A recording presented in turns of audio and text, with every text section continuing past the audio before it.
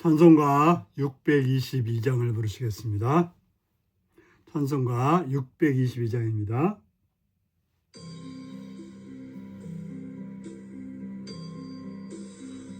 거룩한 밤 별빛이 찬란하다. 우리 주 예수님 나시니 밤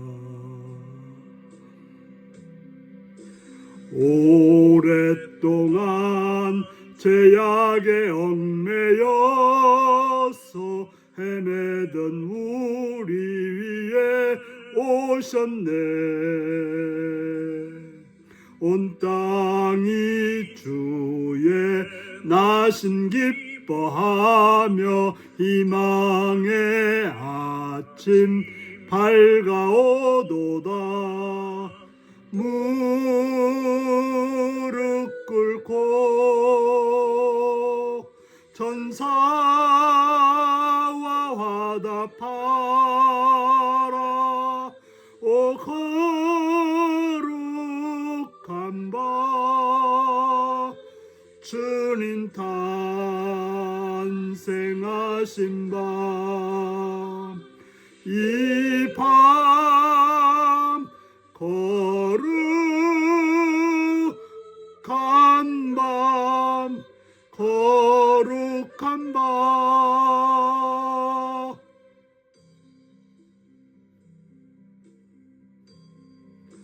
우리 모두 믿음의 빛을 따라 그 앞에 감사히 다 나가세.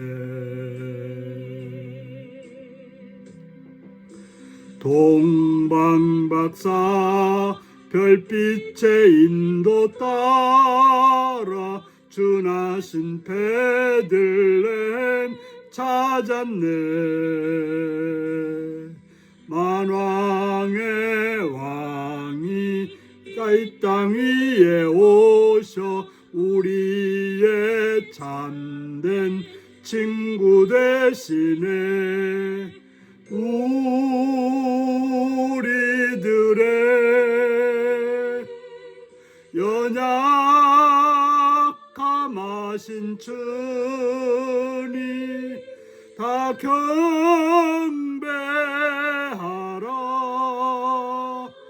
만왕의 왕 주님께 이 밤 거룩한 밤 거룩한 밤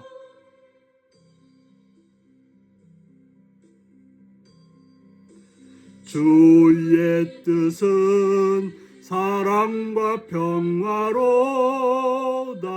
우리도 서로 사랑하세.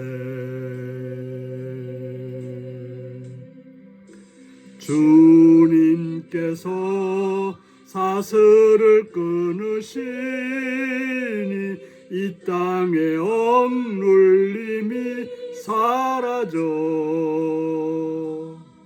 기쁨의 찬송 함께 부르면서 주님의 이름 높이기리세.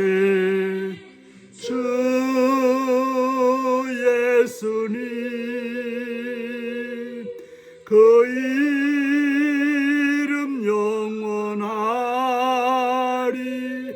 다 선포하세.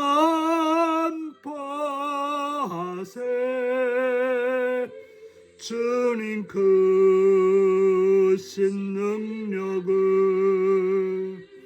이 밤 거룩한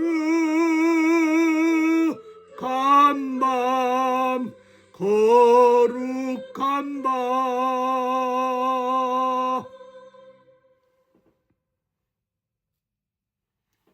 이 시간 우리 교신 하나님 말씀은 마태복음 2장 1절에서 12절입니다. 마태복음 2장 1절에서 12절입니다. 기도하시겠습니다. 헤롯 왕 때 예수께서 유대 베들레헴에서 나시매 동방으로부터 박사들이 예루살렘에 이르러 말하되 유대인의 왕으로 나신 이가 어디 계시냐? 우리가 동방에서 그의 별을 보고 그에게 경배하러 왔노라 하니 헤롯 왕과 온 예루살렘이 듣고 소동한지라.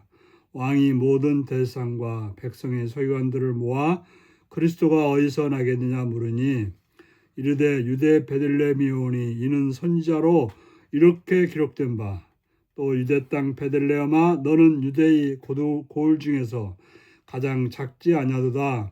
내게서 한 다스리는 자가 나와서 내 백성 이스라엘의 목자가 되리라 하셨습니다. 이에 헤롯이 가만히 박사들을 불러 별을 나타난 때를 자세히 묻고 베들레헴으로 보내며 이르되 가서 아기에 대하여 자세히 알아보고 찾거든 내게 고하여 나도 가서 그에게 경배하게 하라. 박사들이 왕의 말을 듣고 갈새 동방에서 보던 그 별이 문득 앞서 인도하여 가다가 아기 있는 곳에 머물러 서 있는지라. 그들이 별을 보고 매우 크게 기뻐하더라. 집에 들어가 아기와 그 어머니 마리아와 함께 있는 것을 보고 엎드려 아기께 경배하고 보배압을 열어 황금과 유황과 모략을 예물로 드리니라. 그들은 꿈에 헤롯에게로 돌아가지 말라 지시하심을 받아 다른 길로 고국에 돌아가니라. 아멘. 오늘은 참된 왕을 찾는 진정한 예배자라는 제목으로 말씀을 나누겠습니다. 우리는 예수님을 진정으로 왕으로 섬기는 사람입니다. 오늘 본문은 동방 박사들이 새로 태어난 유대인의 왕에게 경배하기 위해서 예루살렘에 이릅니다.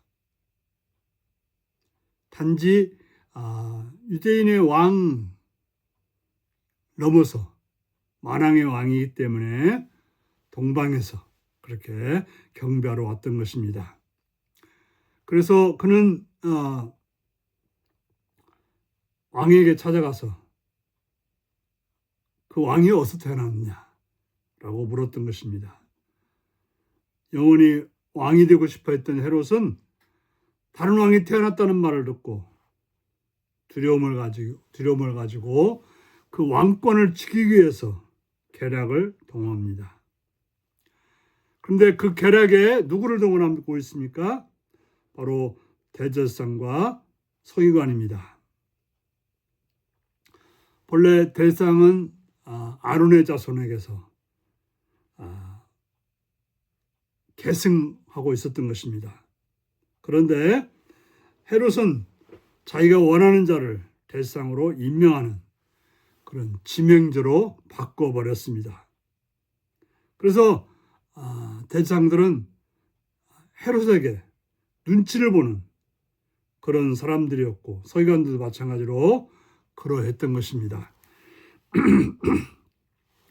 그들은 헤롯의 명을 받고 유대인의 왕이 메시아가 태어날 곳이 어딘지를 알았고 그래서 베들레헴이라고 말했습니다. 하지만 그들은 그 왕에게 경배하러 동방에서 온 박사들도 경배하러 왔는데 그것을 알고 있었던 알아맞혔던 그런 종교 지도자라고 하는 대제사장과 서기관들도 가지 않았다고 하는 것입니다. 우리는 알면서도 행하지 않는 그런 행위는 참으로 위선적인 것입니다. 알고는 있지만 그걸 따르지 않는다고 하는 것은 참으로 하나님을 믿지 않는 그런 악한 행위가 되는 것입니다. 하나님은 전심으로 예배하는 자의 발걸음을 인도하셨습니다. 바로 동방 박사들에게